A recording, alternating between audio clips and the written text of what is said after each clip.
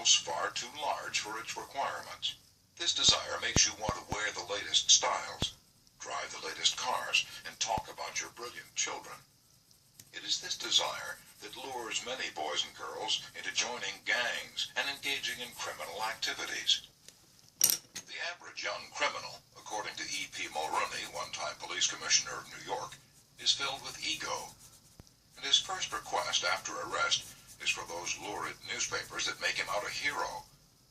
The disagreeable prospect of serving time seems remote so long as he can gloat over his likeness-sharing space with pictures of sports figures, movie and TV stars, and politicians. If you tell me how you get your feeling of importance, I'll tell you what you are. That determines your character. This is the most significant thing about you. For example, John D. Rockefeller got his feeling of importance by giving money to erect a modern hospital in Peking, China, to care for millions of poor people whom he had never seen and never would see. Dillinger, on the other hand, got his feeling of importance by being a bandit, a bank robber, and a killer. When the FBI agents were hunting him, he dashed into a farmhouse up in Minnesota and said, "I'm Dillinger." He was proud of the fact that he was public enemy number one. "I'm not going to hurt you, but I'm Dillinger," he said. Yes, the one significant difference between Dillinger and Rockefeller is how they got their feeling of importance. History sparkles with amusing examples of famous people struggling for a feeling of importance. Even George Washington wanted to be called His Mightiness, the President of the United States. And Columbus pleaded for the title Admiral of the Ocean and Viceroy of India. Catherine the Great refused to open letters that were not addressed to her Imperial Majesty. And Mrs. Lincoln, in the White House, turned upon Mrs. Grant like a tigress and shouted, "How dare you be seated in my presence until I invite you?" Our millionaires helped finance Admiral Byrd's expedition to the Antarctic in 1928 with the understanding that ranges of icy mountains would be named after them. And Victor Hugo aspired to have nothing less than the city of Paris renamed in his honor. Even Shakespeare, mightiest of the mighty, tried to add luster to his name by procuring a coat of arms for his family.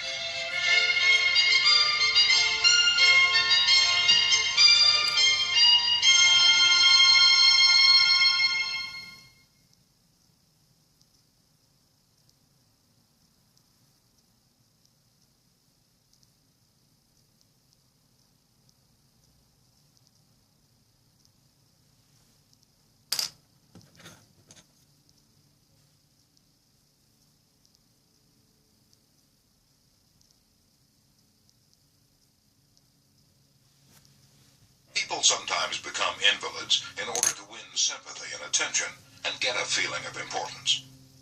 For example, take Mrs. McKinley. She got a feeling of importance by forcing her husband, the President of the United States, to neglect important affairs of state while he reclined on the bed beside her for hours at a time, his arm about her, soothing her to sleep. She fed her gnawing desire for attention by insisting that he remain with her while she was having her teeth fixed, and once created a stormy scene when he had to leave her alone with the dentist while he kept an appointment with John Hay, his Secretary of State. The writer Mary Roberts Reinhardt once told me of a bright, vigorous young woman who became an invalid in order to get a feeling of importance. One day, said Mrs. Reinhardt, this woman had been obliged to face something, her age perhaps.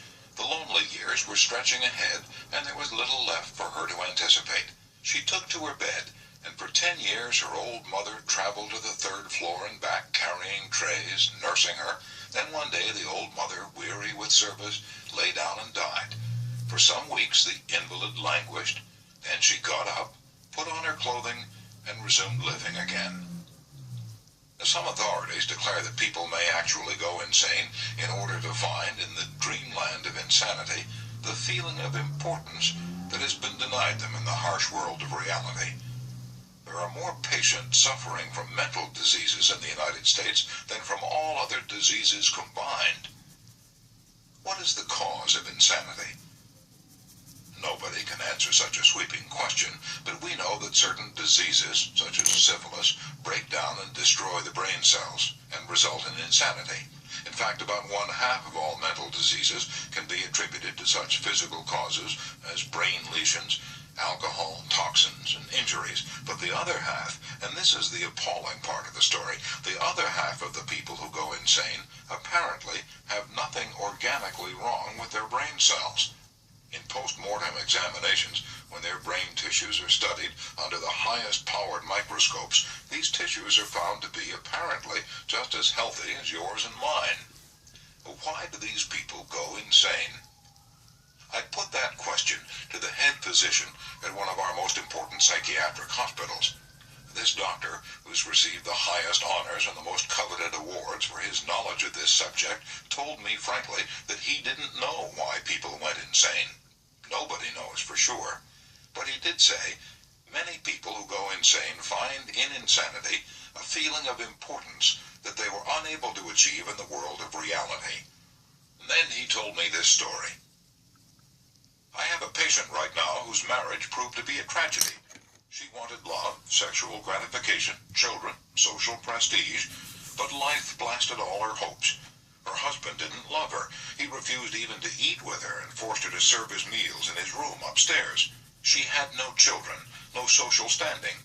She went insane, and in her imagination she divorced her husband and resumed her maiden name. She now believes she had married into English aristocracy, and she insists on being called Lady Smith. And as for children, she imagines that she has a new child every night. Each time I call on her, she says, "Doctor, I had a baby last night." Life once wrecked all her dream ships on the sharp rocks of reality. But in the sunny fantasy isles of insanity, all her barkentines race into port with canvas billowing and winds singing through the masts. Tragic? Oh, I don't know.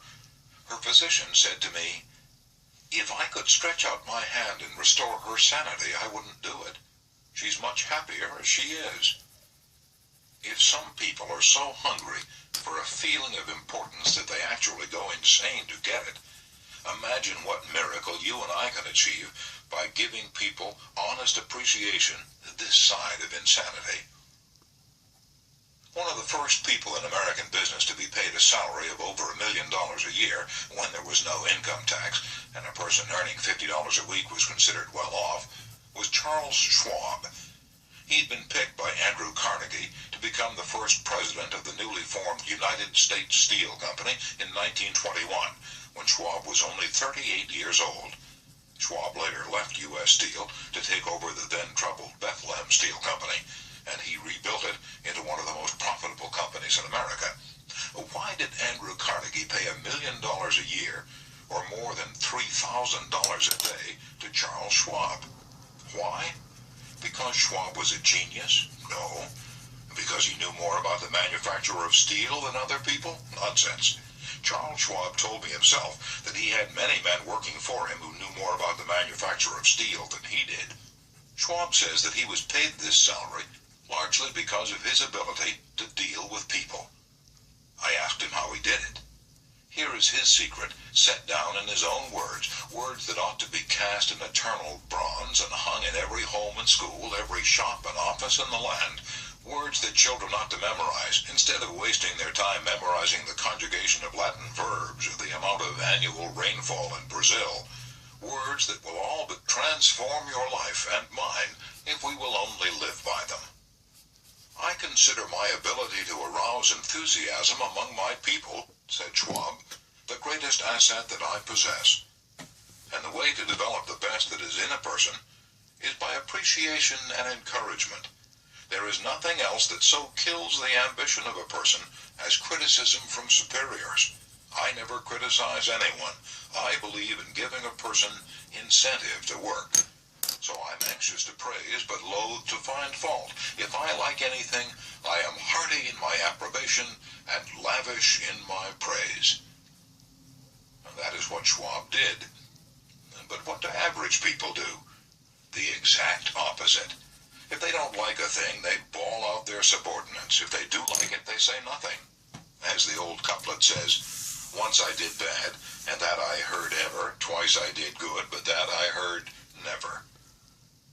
In my wide association in life, meeting with many and great people in various parts of the world, Schwab declared, I have yet to find the person, however great or exalted his station, who did not do better work and put forth greater effort under a spirit of approval than he would ever do under a spirit of criticism.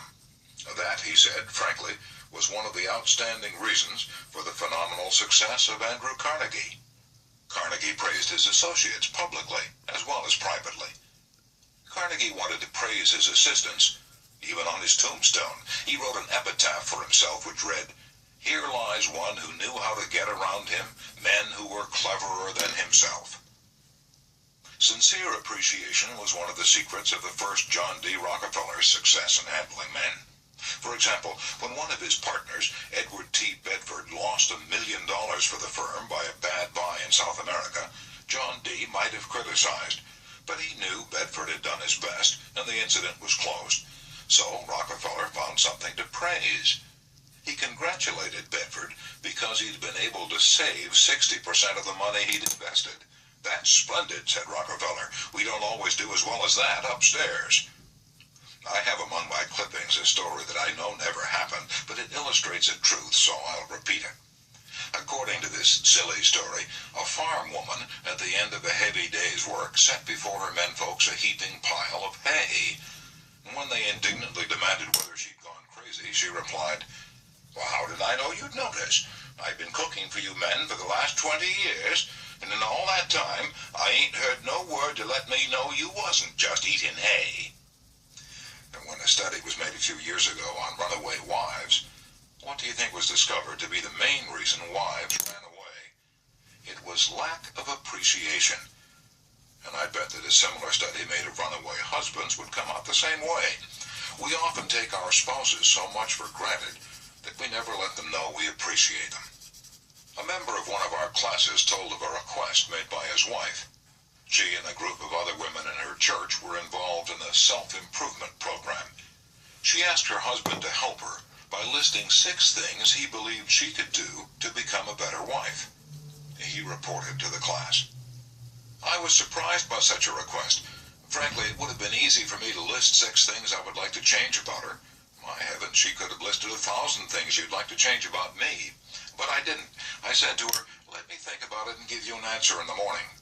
The next morning, I got up very early and called the florist and had them send 6 red roses to my wife with a note saying, "I can't think of 6 things I would like to change about you. I love you the way you are." When I arrived at home that evening, who do you think greeted me at the door? That's right, my wife. She was almost in tears. Needless to say, I was extremely glad I had not criticized her as she'd requested. The following Sunday at church, after she reported the results of her assignment, several women with whom she'd been studying came up to me and said, "That was the most considerate thing I've ever heard." It was then that I realized the power of appreciation. Florence Ziegfeld, the most spectacular producer who ever dazzled Broadway, gained his reputation by his subtle ability to glorify the American girl. And time after time he took drab little creatures that no one ever looked at twice and transformed them on the stage into glamorous visions of mystery and seduction. And knowing the value of appreciation and confidence, he made women feel beautiful by the sheer power of his gallantry and consideration. He was practical. He raised the salary of chorus girls from $30 a week to as high as $175. And he was also chivalrous. On opening night at the Follies, he sent telegrams to the stars in the cast, and he deluged every chorus girl in the show with American Beauty roses. I once succumbed to the fad of fasting and went for 6 days and nights without eating. It wasn't difficult. I was less hungry at the end of the 6th day than I was at the end of the 2nd. Yet I know, as you know, people who would think they'd committed a crime if they let their families or employees go for 6 days without food. But they will let them go for 6 days and 6 weeks and sometimes 60 years without giving them the hearty appreciation that they crave almost as much as they crave food. When Alfred Lunt, one of the great actors leaders of his time played the leading role in Reunion in Vienna, he said, "There is nothing I need so much as nourishment for my self-esteem." We nourish the bodies of our children and friends and employees, but how seldom do we nourish their self-esteem? We provide them with roast beef and potatoes to build energy, but we neglect to give them kind words of appreciation that would sing in their memories for years, like the music of the morning stars.